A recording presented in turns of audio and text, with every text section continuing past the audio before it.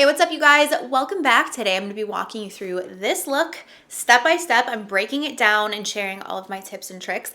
I had a lot of requests recently for an easy everyday look that's perfect for spring and summer, that's perfect for work, and even stuff for special events. And I feel like this look is very universal. I feel like this is a very glowing from within, everyday look. It's very easy to achieve. And I give you a lot of tips and tricks on how to create this look and also how you can customize it depending on what your personal preferences are. So I hope you guys like this video. I hope you like the look. Please subscribe and let's just jump right in. I'll start by tucking my hair behind my ears and go in with my favorite primer at the moment. This is actually almost gone now because I've used it so much. This is the Lawless Set the Stage Hydrating Soothing Primer Serum. I really love this. I love the way it smells too. It just feels like skincare on my face. So it looks like that, and I'm going to just pop this on the skin. I asked you guys on Instagram what sorts of looks you want to see from me, and the overwhelming amount of requests for an easy everyday look was shocking to me. I think just because that's like my favorite type of look to do. So maybe I get it. Maybe we're just on the same wavelength, but I feel like I get a lot of requests to do things a little bit more outside of the box, which I totally get, especially with spring and summer upon us. That's when I get a little bit more creative with those looks, and in fall. But anyway, I guess I get it because I could watch an easy everyday look over and over and over again. So I get it.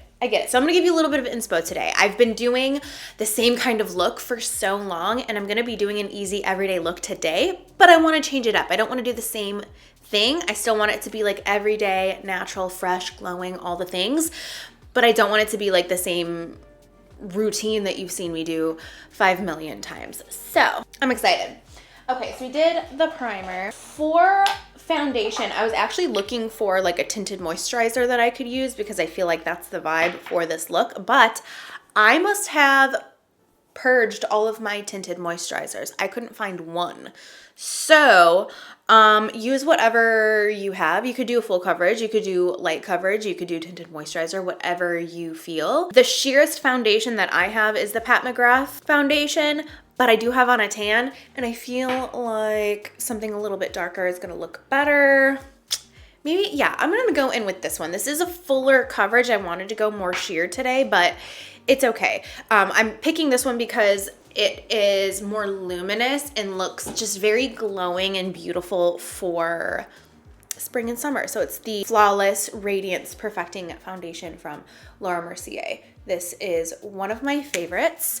And you know what? I think I'm gonna use my old It Cosmetics brush. I haven't used this in 500 years because once I created my Fox 4 brush with Sigma, this has just been what I use all the time. I've got multiple versions of that brush too sitting here that I use all the time, so I just haven't grabbed this, but I kind of want to be a little bit nostalgic today, so and drop it. So I'm gonna go in with my It Cosmetics brush. I love this thing, or I have loved it. I haven't used it in forever. And I'm just gonna, you know what, I got in a habit of pumping my foundation on my brush mainly because it's just easier, it's less messy. But I feel like I get a better result with my foundation when I pump it on the back of my hand and then I work the brush into the product. The reason being is because then you go in with less product and then you can buff it in and be a little bit more strategic with it. It's a little bit more makeup artisty, you know?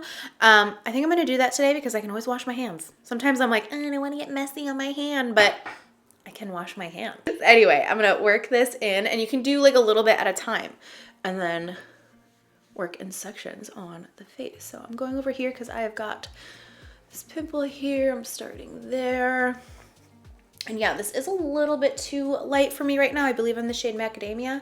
Yeah, 2W1 Macadamia is my shade, but once I add my bronzers on and stuff, it will be just fine. So buffing that in on the skin. I saw somebody leave a comment recently about how long I take to blend in my foundation, and I didn't realize I spend a long time blending it. I think the day that I was doing my makeup for that day, it was a chatty video, so I probably just got carried away and I don't normally do it for that long, but I don't just slap it on, I do work it into the skin. So if you're having a hard time with your foundation either lasting or maybe, oh, there's a hair. That's the thing I don't like about this brush is it sheds like crazy. But yeah, if you feel like your foundation is either separating or it's not lasting, it feels like it's like slipping off your skin, you might have to spend, it might be that you need to spend a little bit extra time just blending it into the skin and working the product into the skin. You want it to just kind of like become one with your skin. So it could be that. So if you don't spend a lot of time buffing in your foundation, maybe try it and that might help. Do the forehead. My burn is finally going away. I curled my hair and I haven't burned myself with a curling iron in years. And I got myself right in the middle of the forehead. And then 2 weeks later, I got myself in the same spot again after it was like done healing. So I like reignited that burn. I have some like pimples on my neck and here. I think it's from working out. That's the only thing I can think of. But I do think I need a darker concealer than what I'm planned to use on my face. So I'm just going into this 3.5N shade in the Flawless Fusion concealer from Laura Mercier. So this might be a little bit too dark. We will see. But I'm going to use this. Yeah, that's gonna be a little dark. Let me mix it in with a lighter concealer. So the one that I wanna use on my face today is the Catrice True Skin Concealer. I love this concealer. I have the shade 20 Warm Beige. This reminds me a lot of the Tarte Shape Tape Concealer, but maybe a little bit more nourishing. So I'm gonna just bring this over the top of those and then bring a little bit under the eyes and on Mount Everest. Okay, and then I'm gonna be using a beauty blender today. I was just in the mood to use a sponge. Let's start down here and blend in. Okay, that was a nice color mixture. That kind of worked out nicely. Cool beans. Wasn't sure if the colors were gonna work out or not.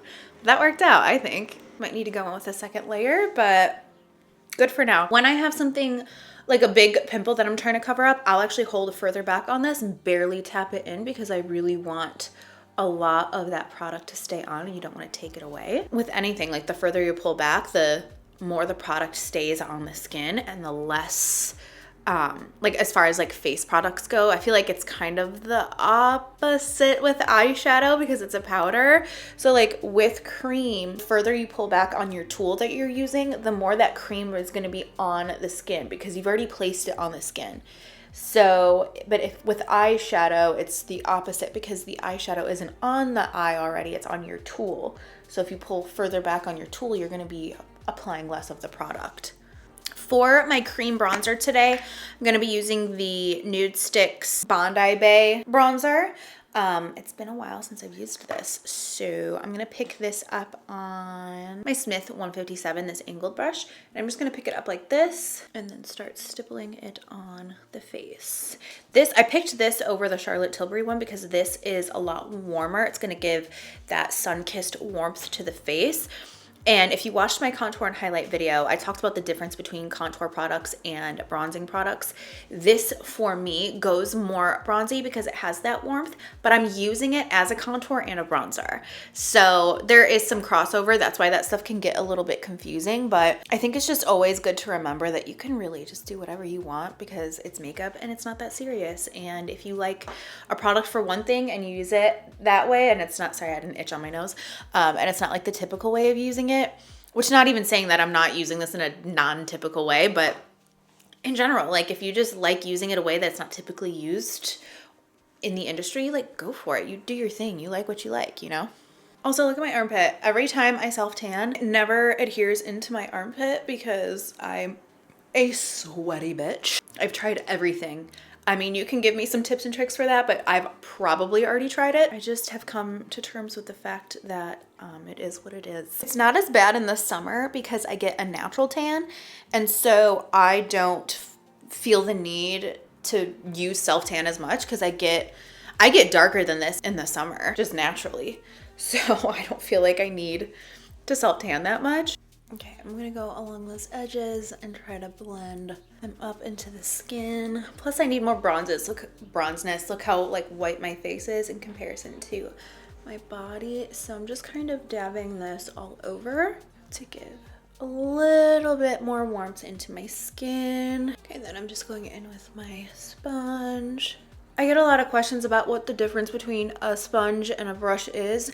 Pretty much a sponge, it's gonna have more water in it, so if you have more dry skin, you might prefer a sponge. Now, when you use this, you do wanna like really squeeze out all the excess. It should be totally damp to where like nothing's coming out of it, but I have heard like a lot of people that have oily skin use this with powders and they prefer it. So it really comes down to preference at the end of the day.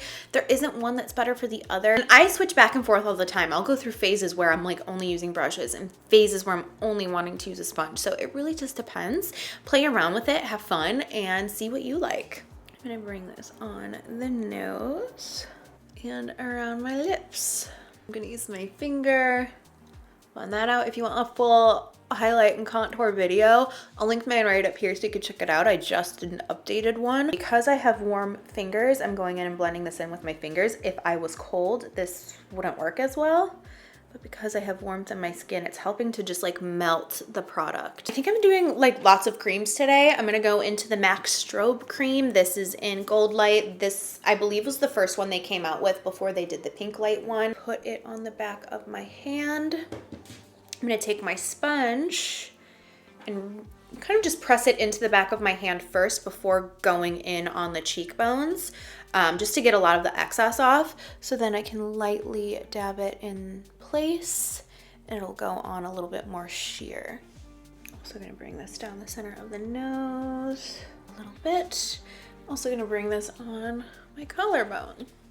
And it's just very light, like dew to the skin. I used this blush the other day and I forgot how much I love this blush. I really want to get more formula or more colors in this formula because it is so pretty, and it's one of the only cream blushes that come in a stick form that I just vibe with. I feel like it works really well with my skin and just it looks really vibrant because a lot of times they just blend away and this stays looking very vibrant. This is the Anastasia Nectarine Stick Blush.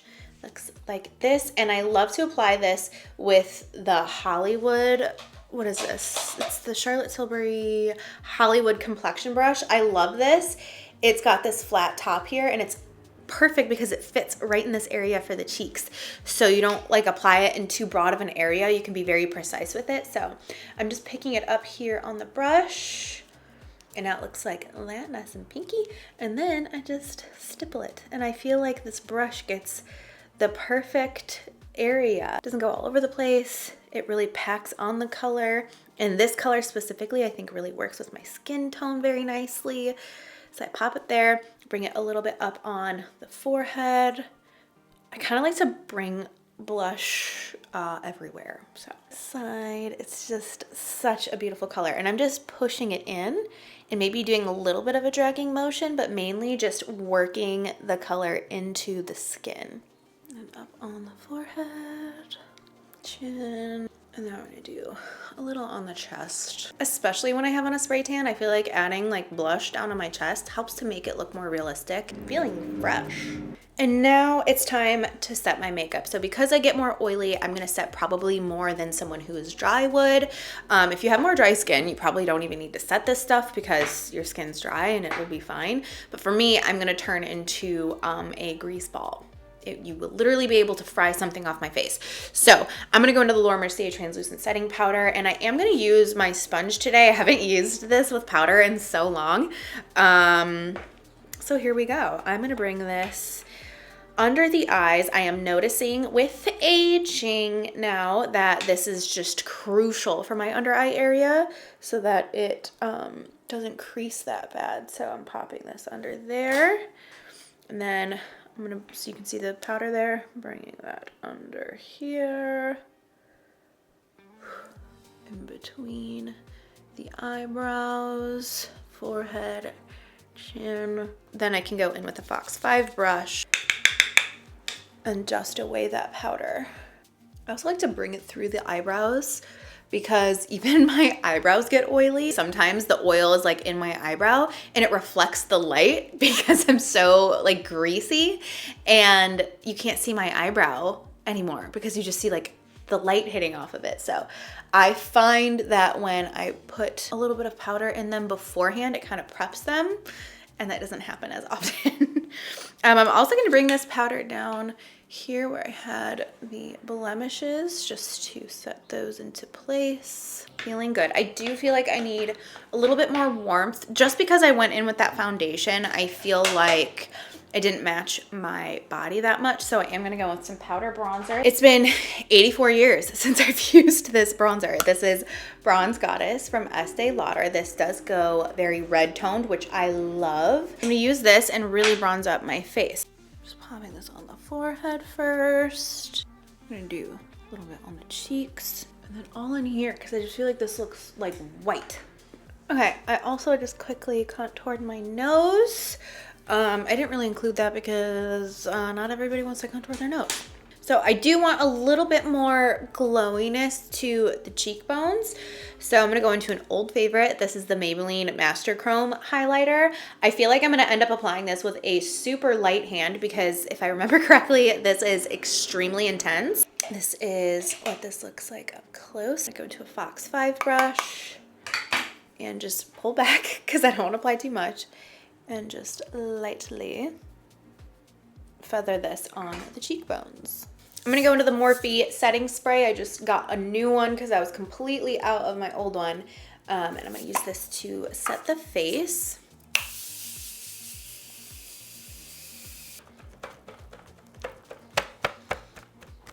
Okay, let's move on to the eyes. So I'm gonna start with my eyebrows.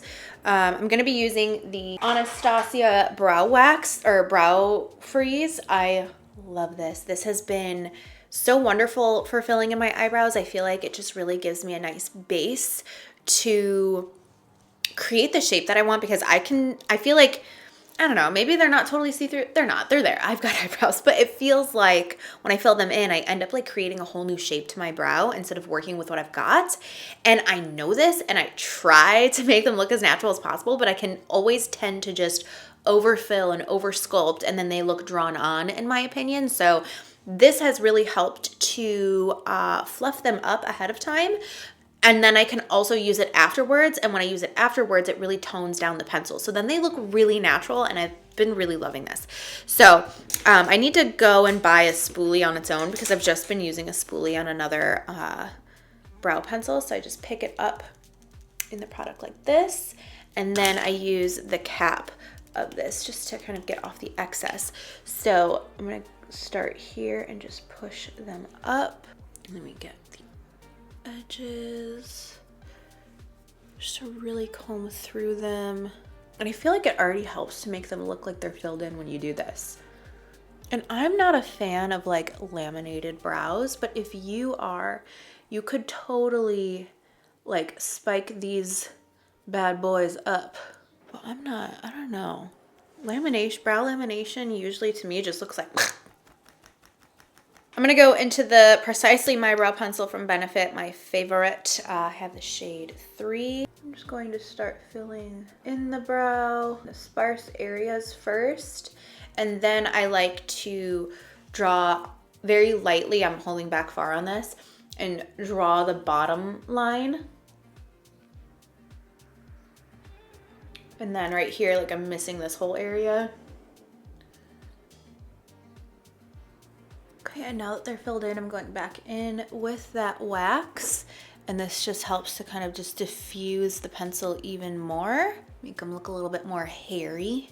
And then to complete the brow, I know that was kind of a lot of steps, but I've been loving the Boy Brow from Glossier. The color I have is brown, and I feel like this just gives the perfect texture to the brow, the perfect color. And I just go in and fluff them up. Almost gives the brow some low lights, so then just like really pops. Okay, I'm gonna go into the Painterly Paint Pot from MAC and prime my eyes. This just creates a nice creamy base, so everything is seamless. This will dry down, and then I do set this with powder, and what this does is it helps separate the oils from your skin from the eyeshadow, so then the eyeshadow isn't mixing in with your natural oils and then creasing in the eye. This gives you a blank slate so that that doesn't happen. And you could do this with concealer too. You don't need this product. I personally like this better just because it's always worked really well for me, and because I have pretty oily skin, I feel like I need something heavy duty. Just become habit at this point. Some of the concealers are very like emollient, so then they don't work as well. But you don't even need to prime if you don't have really oily eyelids. But even still, I feel like having a nice base like this helps so that your eyeshadows go on super pigmented, and it kind of just gives you a neutral base so that with every look, it's just kind of like a standard blank slate that you're used to, that you know how to work with. So what I do now is I set this with a little bit of powder. And the reason I do this is so that when I go in with my eyeshadow, say I put my eyeshadow directly onto that creamy base, what's gonna happen is the brush is going to hit one spot, and then as I go to blend, the majority of that pigment from that eyeshadow is gonna stick in that first initial spot that I put my brush on my eye, because the cream is just gonna pick it up.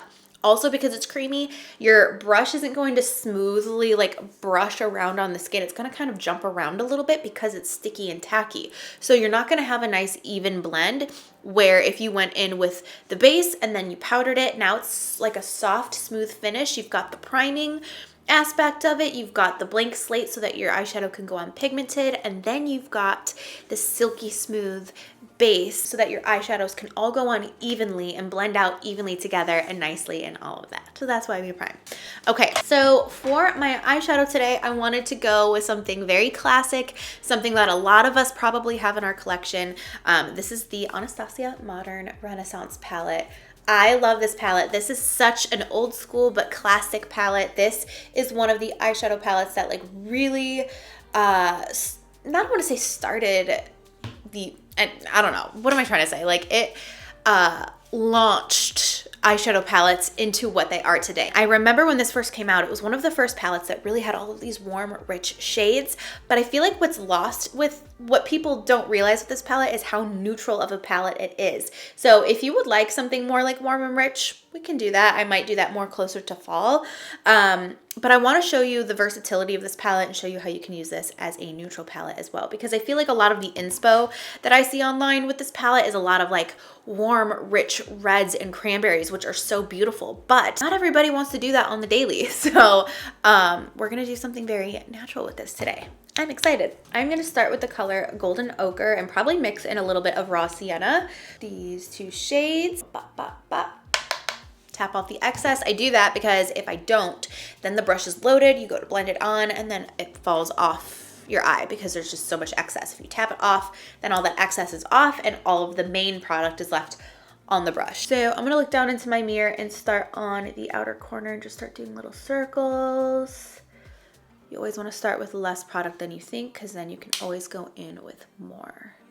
And for this look today, I'm focusing on a lot of the product being on the outer part of the eye and lighter and brighter on the inner part of the eye. It's flattering on most eye shapes, if not all eye shapes. It's gonna be a beautiful, everyday glam look.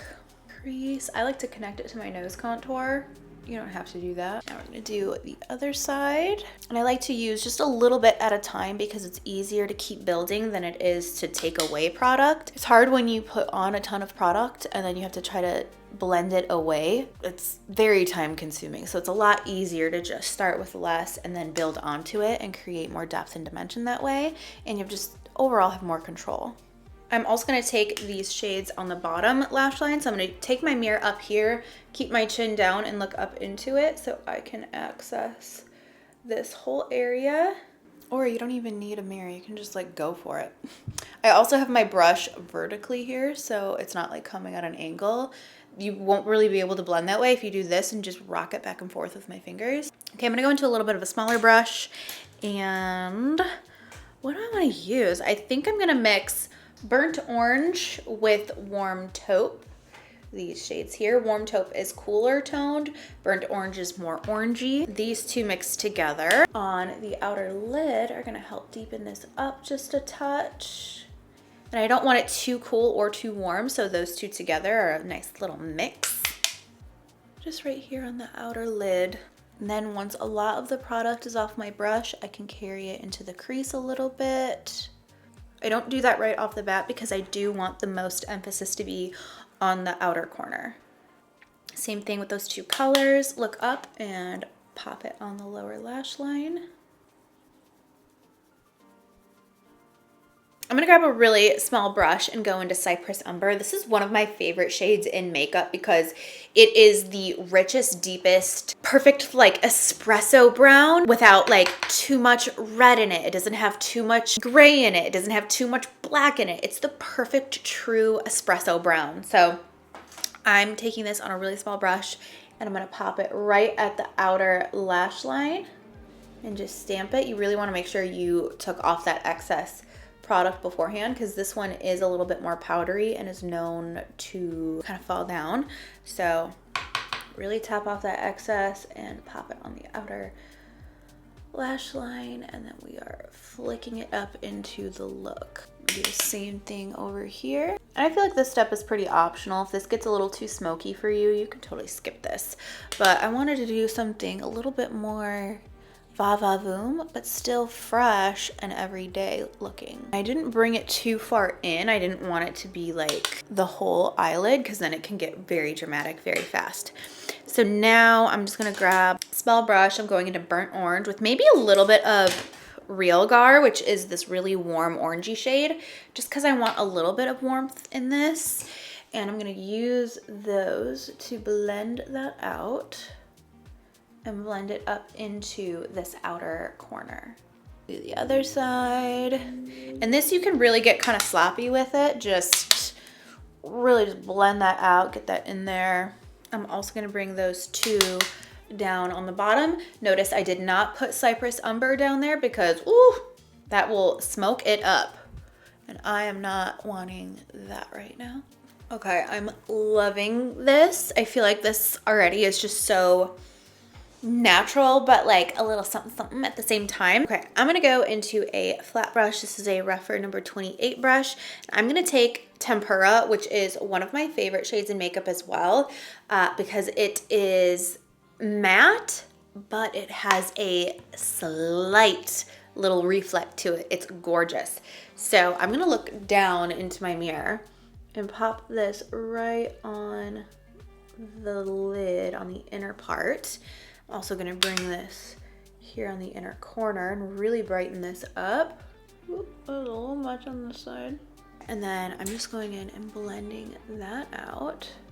Kind of just going over that whole area here with this brush. I'm gonna grab that small brush that I used Cypress Umber with, mix Warm Taupe and Burnt Orange together, and pop that right at the bottom lashes and kind of wiggle that there just to have a little bit more oomph down there, but I don't want anything too dark because I think that'll take away from the upper lash line. I just feel like shades always look darker on the bottom. I'm gonna use Primavera and probably mix a little bit of Vermeer in with it and highlight the inner corner and the brow bone. I'm gonna go into the Base 1 Pro Pencil from Anastasia and pop this in my waterline. I'm so excited. I feel like it's been a minute since I've done nude in the waterline. I used to do this all the time. It's been a while since I've done it, like consistently. I feel like it went pretty cool toned actually.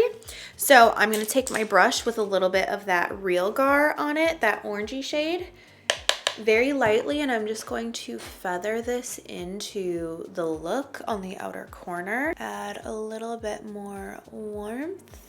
Just very lightly bringing this in. And I'm being careful not to apply too much because this is a darker color, but I just feel like it needed a little kiss of some warmth. I'm going to the Lash Paradise mascara from L'Oreal, my favorite. And you can stop at mascara, you can apply lashes, you can do whatever works for you. For me, I just switch it up from time to time. Sometimes I just do mascara, sometimes I do lashes. Always get the lower lashes as well. I'm applying these Lash Next Door lashes from Velour. They look very natural and beautiful. And I'm applying mascara over this because like it needs a little bit more oomph They were pretty natural looking lashes. The lashes are on. I feel like having that mascara on top of the lashes really helped to make them look a little bit more natural. Or not necessarily natural, because I feel like they were super natural and that's why I added mascara to make them pop a little bit more. But something about adding the mascara on top kind of gives that it gives that mascara texture, so it looks more like you put mascara on your lashes. So anyway, I'm gonna go into a new lip combo that I've been doing, and I really love the way that it looks. I feel like it's just so, I don't know, like romantic, but everyday-y, you know?